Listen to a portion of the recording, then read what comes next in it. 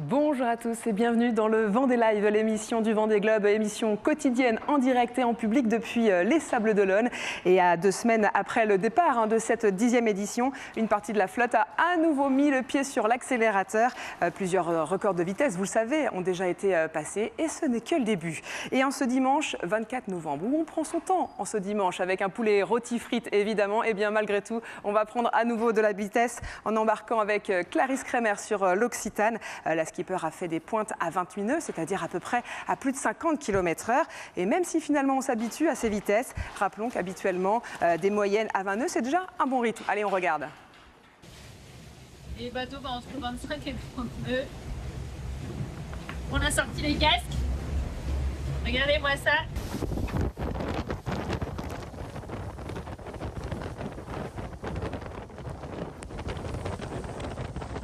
Ça, 28 nœuds. La routine.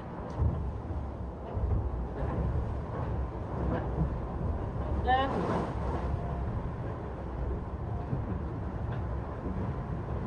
Ça bombarde pas mal. Et en effet, ça bombarde pas mal et la vitesse, c'est bien. Notre invité la connaît bien avec nous, Anthony Marchand, skipper de l'Ultime Actual 3. Salut Anthony. Bonjour.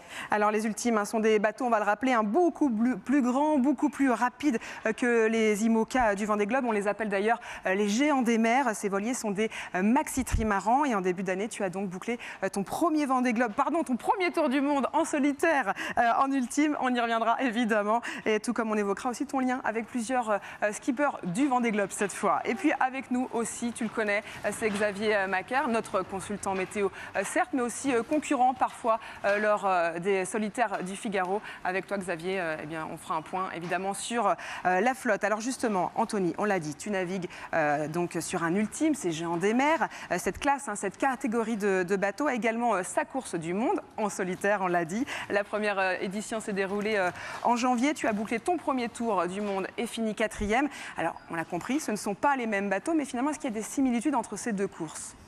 Oui, c'est vrai que le parcours est le même. La ville de départ, nous, c'était Brest et la ville d'arrivée Brest. Mais par contre, voilà, on a exactement le même parcours, le tour de l'Antarctique avec la zone des glaces à respecter, la zone des cétacés et puis les mêmes phénomènes météo.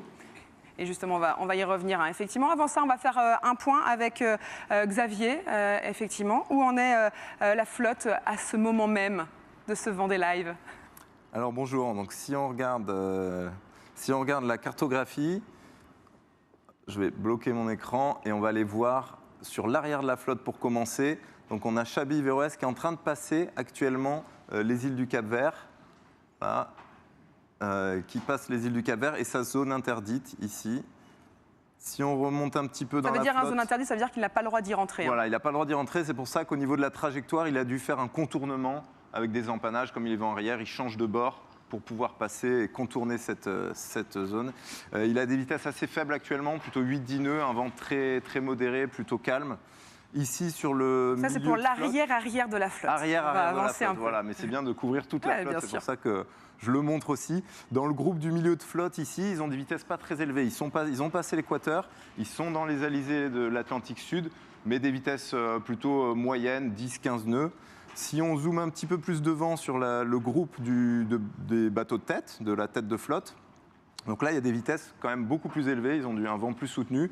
Ils commencent à mettre le train en marche, des vitesses notamment pour les 10 premiers qui sont entre 23 et 25 nœuds depuis 4 heures, des vitesses moyennes, ce qui veut dire, comme on a vu avec Clarisse, des pointes à plus de 28, 30 nœuds, à plus de 30 nœuds, pour pouvoir tenir des vitesses de 23-25 nœuds sur 4 heures. C'est très rapide. Ça accélère et notamment on a Jérémy Bayou là, qui est en 6e position, qui nous a envoyé quelques images. Il attaque malgré des petits soucis de santé, vous allez voir ça en images.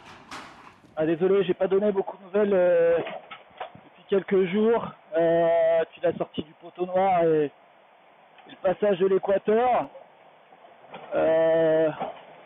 Quelques petits pépins sur un genou là qui m'embête pas mal, donc voilà, je peux pas faire exactement ce que je veux sur le bateau et sur le pont. Donc je suis pas trop en mode attaque malheureusement malgré moi. Alors malgré les problèmes de genoux, on l'a compris, il continue à avancer. Et nous, ça donne quoi au classement, notamment Jérémy et puis tous les autres? Alors si on regarde le classement, on va bloquer l'écran ici aussi. Charlie Dalin, un solide leader depuis 3 jours, vraiment en tête de flotte, suivi par Thomas Ruyant, Johan Richomme qui a fait une belle remontée ces derniers jours, qui a une bonne vitesse, qui a à 60 000 derrière Charlie. Ça resserre un petit peu. On retrouve le groupe de 10 en tête, Sébastien Simon, Jérémy Bayou, Yannick Bestaven, Paul Meillat en 9e à 130 000. À noter, comme hier, dans les 15 premiers, on a, parmi les 6 navigatrices du Vendée Globe, on en a 4 qui sont dans le top 15. Donc on a Sam Davis en 10e, Justine Métro en 11e, Clarisse Crémière en 12e et Pip R en 15e. Si on va voir un petit peu sur le groupe du milieu de flotte, on a beaucoup de bateaux à dérive et là ils font une petite course dans la course. On voit Jean Lecam 20e. Il faut voir quand on a le signe foil, ici c'est un bateau à foil, quand on n'a pas le signe foil, c'est des bateaux sans foil. Donc ici, bateau sans foil, Jean Lecam, Éric Bellion, Violette d'Orange, Conrad Coleman, Louis Duc, Benjamin Ferré, qui se tiennent entre 700 et 800 000 nautiques du leader. Si on va voir tout au fond du classement, les écarts s'agrandissent, je vous ai dit, ils vont moins vite par derrière, ils vont plus vite par devant. Forcément, ça tend un peu l'élastique. 1100 000 pour Jin Kung Shu, 1900 000 pour Chabi Verwes. Merci beaucoup Xavier pour ce premier point, ce début d'émission. Anthony, on l'a dit, tu connais beaucoup de skippers et notamment tu as navigué avec certains d'entre eux, c'était lors de The Ocean Race. On va le rappeler, c'est une course autour du monde en équipage, cette fois en 7 étapes, décrites comme l'épreuve sportive peut-être la plus longue et la plus rude. C'était en 2023, une course effectuée sur le bateau de Paul Meillat, avec notamment parmi les skippers Sam Davis ou encore Damien Seguin ou encore aussi d'autres skippers. Qu'est-ce que finalement tu as appris de ces skippers qui étaient en train de préparer leur Vendée Globe? C'était en 2023. Comment on navigue quand on est skipper de Vendée Globe? Justement, ça permet de voir un peu l'expérience que chacun a sur le Vendée Globe. Chacun crée sa propre expérience en fonction des problèmes mécaniques qu'ils ont eus, ou ils se situent aussi sur le plan d'eau en fonction de la météo. Donc c'était vraiment intéressant de voir Sam Davis. C'est justement ses retours sur la météo, sur comment réparer le bateau, ses manières de faire dans sa vie de tous les jours. Damien Seguin, pareil, et Paul. Ils ont tous les trois des manières très différentes de fonctionner, je trouve, à bord, mais des belles manières, et on sent que c'est des marins d'excellence. Mais alors, comment on fait pour naviguer? Vous êtes tous des habitués à naviguer en solitaire. Comment on arrive à naviguer en équipage? Alors justement, on a des rôles un peu définis. Donc c'est moi qui faisais la navigation et le routage à bord du bateau. Voilà, je prenais conseil forcément de personnes expérimentées comme Sam Davis et Damien et Paul. Mais par contre, voilà, c'est moi qui prenais des décisions au niveau météo. Chacun avait des rôles bien établis à bord, comme Damien Seguin qui s'occupait plus de la performance du bateau sur les réglages de voile, les choix de voile. Et comme on est tous professionnels, personne monte chacun à sa sur les place, pieds des autres, et chacun à sa place, et ça se passe très bien. Alors on va évoquer aussi un autre sujet à présent qui concerne la majeure partie des skippers et leurs bateaux. Il s'agit du bruit à bord des IMOCA, un bruit incessant, lancinant, comme le confirme Romain Athanasio, skipper Fortinet Best Western. Regardez. Salut les amis, oh, ça envoie bien, hein. Par contre le bruit c'est... Je sais pas si vous entendez ça.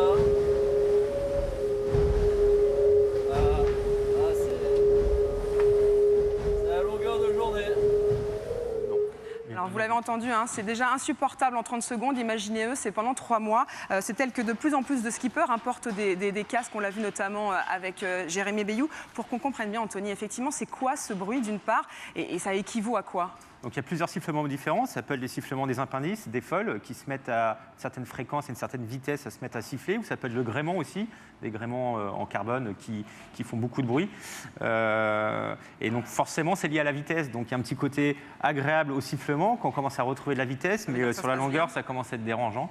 Et voilà, il y a plein de techniques différentes à bord pour essayer de ne pas avoir ce bruit. Il y a Sébastien Josse sur quelques Vendées, il avait essayé des casques de ball-trap, donc ça enlevait juste les bruits des chocs, mais pas le reste, les autres bruits.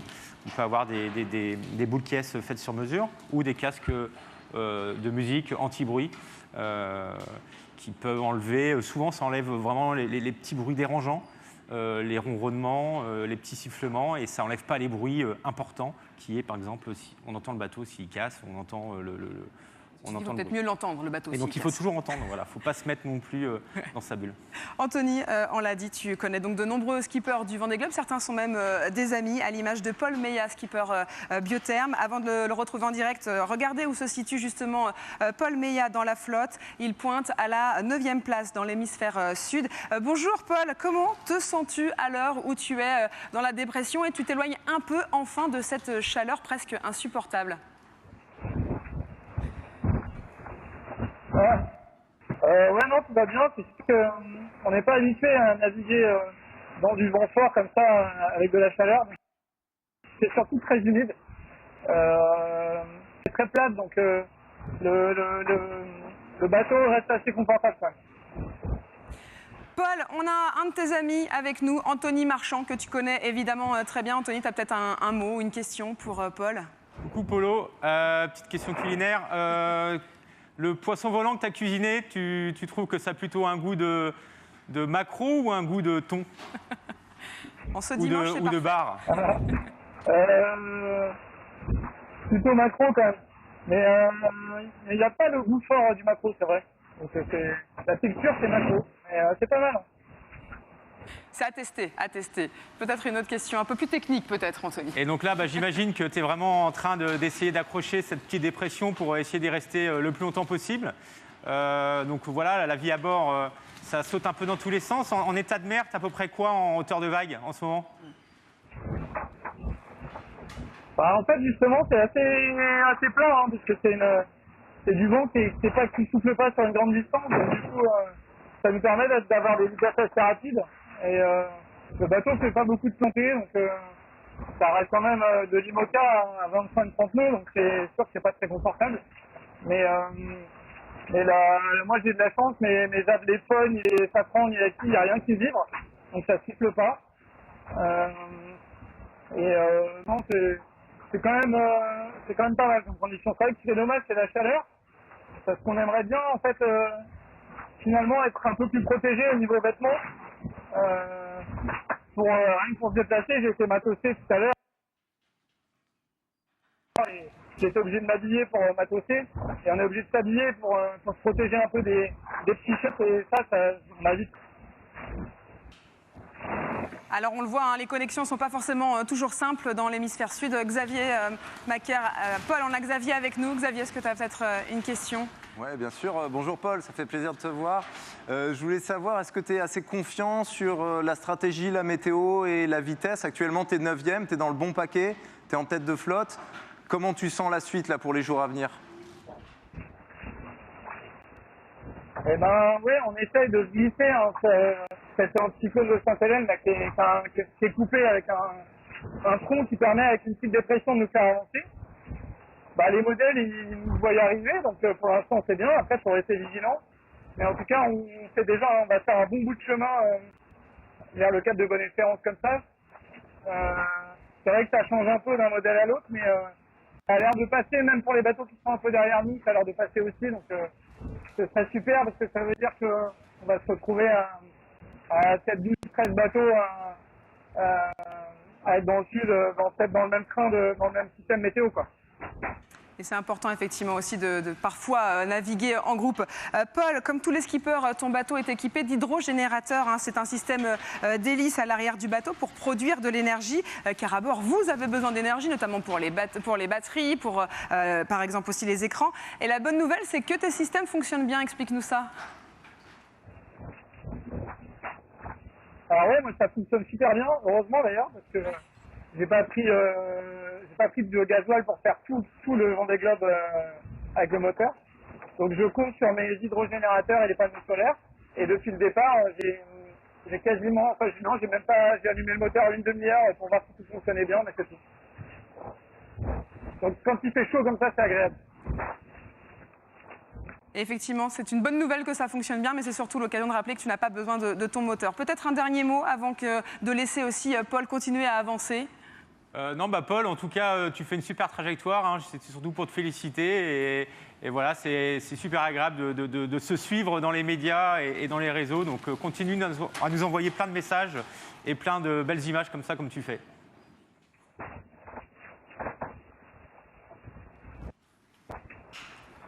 Merci Anto, puis merci Xavier, j'avais fait tout à l'heure, c'est cool de vous voir là, et puis ce sera votre tour hein, dans 4 ans sûrement.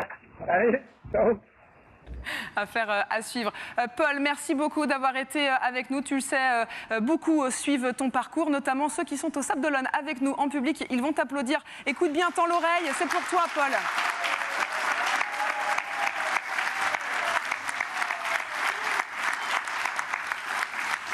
Merci beaucoup, Paul. Et effectivement, comme le disait Anto, eh bien, on attend de tes nouvelles. Merci encore une fois, Paul, d'avoir été avec nous en direct. Alors, on a évoqué justement, Anthony, les hydrogénérateurs qui remplacent les moteurs. Alors, d'une part, le moteur est seulement pour l'énergie, ça c'est important de le rappeler. Et finalement, quelles sont les machines qu'il faut utiliser, qui permettent, pour faire fonctionner, Donc, donc voilà, c'est vrai qu'il y a des bateaux qui sont fabriqués un peu différemment. Le bateau de Paul Meillat, c'est un bateau qui est très peu énergivore, il n'a pas beaucoup d'écran, donc il ne consomme pas beaucoup d'énergie.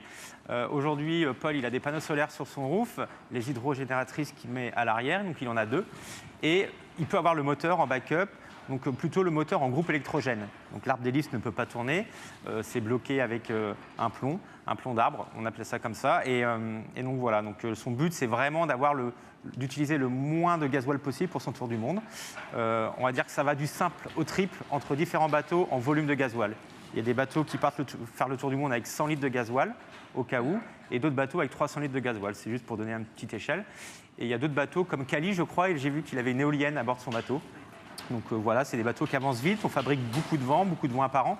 Et l'éolienne, ça peut être aussi une bonne solution pour recharger les batteries du bateau. Nous, sur le tour du monde, c'est surtout l'éolienne qui recharge toutes les batteries en ultime. En tout cas, on le rappelle, bien sûr, le moteur ne sert pas à avancer, sinon effectivement on est disqualifié. Allez, on va continuer à prendre des nouvelles de la flotte, puisque vous le savez, la flotte s'étend toujours plus. Il y a donc ceux qui filent vers le Cap Bonne-Espérance et ceux qui longent encore les côtes brésiliennes. Le groupe du milieu est d'ailleurs en ce moment même au niveau de l'île de Fernando de Noronha.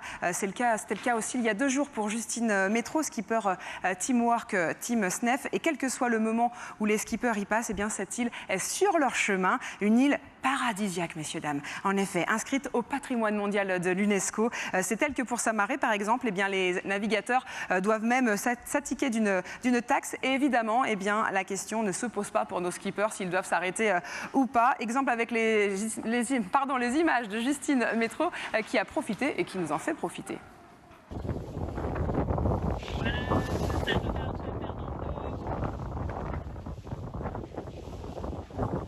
Ça a l'air joli.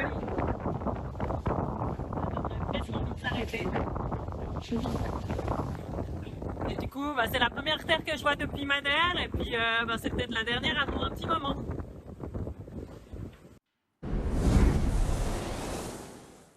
Et c'est en effet le moment de faire un point sur la météo et la stratégie. Alors ça donne quoi, Xavier, pour l'avenir ? Alors, qu'est-ce que ça donne pour l'avenir? Si on prend une carte situation actuelle, assez dézoomée, assez large, où on voit vraiment toute la flotte, on a ici le poteau noir, on a ici l'équateur, la ligne d'équateur, que presque tous les bateaux ont passé maintenant.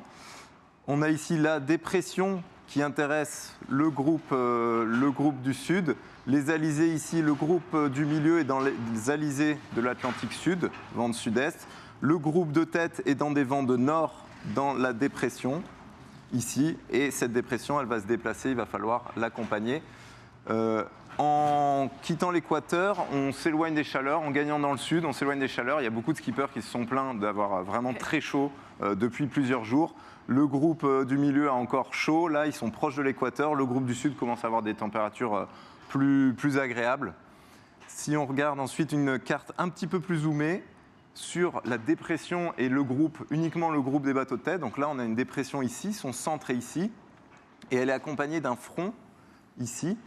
Voilà, cette dépression, elle va se déplacer vers le sud-est progressivement. Elle va accompagner le groupe des skippers qui avance aussi vers le sud-est, vers le Cap de Bonne-Espérance. Et ici, tout l'enjeu, ça va être de ne pas tomber dans cette zone ici bleue où il n'y a pas de vent, de réussir à rester en avant du front, donc dans l'est de la dépression. Voilà, ce que normalement le groupe de tête va pouvoir faire, on va voir. Voilà. Et effectivement, puisqu'on parle de conditions et de vitesse, on va entendre notamment Sam Goodchild, le skipper sur Vulnérable, qui pointe à la 4e position. Et il le confirme, ça a pu aller très vite, mais ça peut aussi changer. Écoutez. on va très vite. Il y a 4-5-6 heures, en fait, la mer était assez plate et c'est assez facile d'aller vite. Là, depuis un petit moment, la mer est moins plate et c'est un peu plus dur d'aller vite.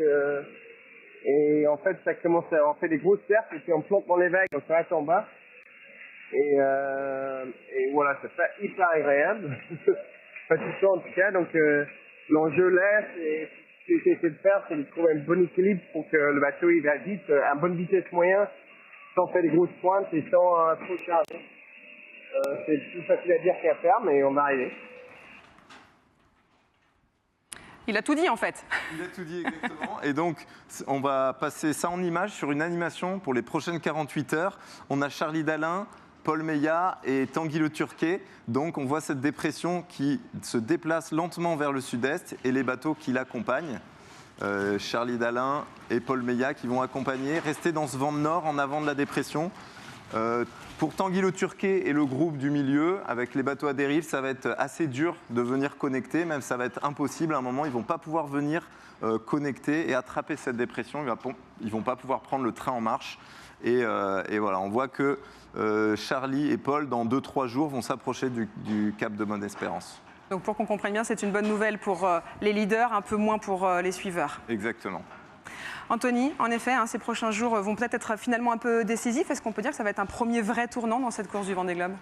Ça peut être un petit tournant parce que voilà, on voit qu'il y a un train à prendre, le train de cette dépression qui donne de l'avantage au premier. Plus tu es dedans, plus tu restes longtemps, plus tu creuses l'écart par rapport au poursuivant. Donc voilà, tout est bon à prendre. Et donc là, en ce moment, ils sont en train de vraiment cravacher et d'essayer de gagner 1000 par 1000 pour rester dans ce flux qui est de bon augure pour eux pour la suite du parcours. Mais alors pour qu'on comprenne bien, ça veut dire quoi? Ça veut dire que là on les a vus à la barre, on a vu Paul, on a vu Sam, il faut aussi être à la carte et tout le temps tout étudier, comment ça se passe concrètement? Oui, le positionnement latéral, il ne faut surtout pas passer de l'autre côté de ce petit front, de cette dépression. Et il faut essayer d'avoir une trajectoire qui est vraiment millimétrée au 1000 près le long de cette dépression, le long du front, pour essayer de garder ce flux, toujours être concentré sur les réglages.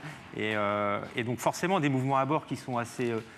voilà, des mouvements brutaux et une vie à bord qui ne va pas être simple. Même s'il fait beau, s'il fait chaud, voilà, la vie à bord ne va pas être simple. Et puis j'ai envie de dire aussi, en 24 heures, ils vont vraiment changer de conditions au niveau des températures. C'est toujours assez étonnant quand on essaie l'attitude, c'est que voilà, on est en board short t-shirt le long du Brésil, et 24 heures après, on se retrouve en mode le long de la zone des glaces, en doudoune, en bonnet, et avec des températures de l'eau qui chutent vraiment fortement. Et donc l'atmosphère est assez déroutante quand on change aussi rapidement de température et de climat en fait. Oui, et puis finalement peut-être aussi pour les corps, ça c'est aussi assez violent, il faut s'adapter. La nourriture aussi peut-être n'est plus la même. Donc la nourriture, forcément, il faut l'adapter. On peut passer peut-être de 3000 calories journaliers à essayer d'être à 6000, parce qu'on perd beaucoup de calories avec le froid. Et ce n'est pas forcément dans le froid où c'est le plus simple de se nourrir, de manger. Et voilà, donc il faut essayer de préserver son corps. Donc son bateau, c'est une chose. Ça, ils sont tous censés essayer de le faire. Mais dans les mers du Sud, il faut aussi préserver le corps humain. Et c'est presque, on va dire, la clé de la réussite sur un Vendée Globe. Oui, c'est ça. Donc, encore une fois, on le dit souvent, Xavier, il y a le bateau, il y a la technique, mais avant tout, l'humain. Toi qui es skipper aussi, tu sais de quoi on parle quand on dit ça? Oui, bien sûr. Moi, quand je pars sur une course, je me dis toujours, il faut que je prenne soin de moi, il ne faut pas que je me blesse, il ne faut pas que je tombe à l'eau, c'est la priorité. Il faut éviter les blessures parce que forcément, ça va nous handicaper pour la suite de la course. Et on est là pour faire une course, on est là pour faire un jeu, pour essayer de gagner, faire de la performance, mais avant tout, l'humain. Ensuite, il faut prendre soin de son bateau. Si on l'abîme, on va être moins performant. Donc, chaque action que je fais sur mon bateau, je fais attention que ça n'engendre pas des problèmes derrière. Et puis, une fois qu'on respecte ces deux critères, on peut essayer de tout donner pour gagner. Qu'est-ce qu'on peut leur espérer, on leur souhaitait, Anto, à tous ces skippers? Il reste encore pas mal de jours. Les premiers foilers, de garder cette dépression le plus longtemps possible.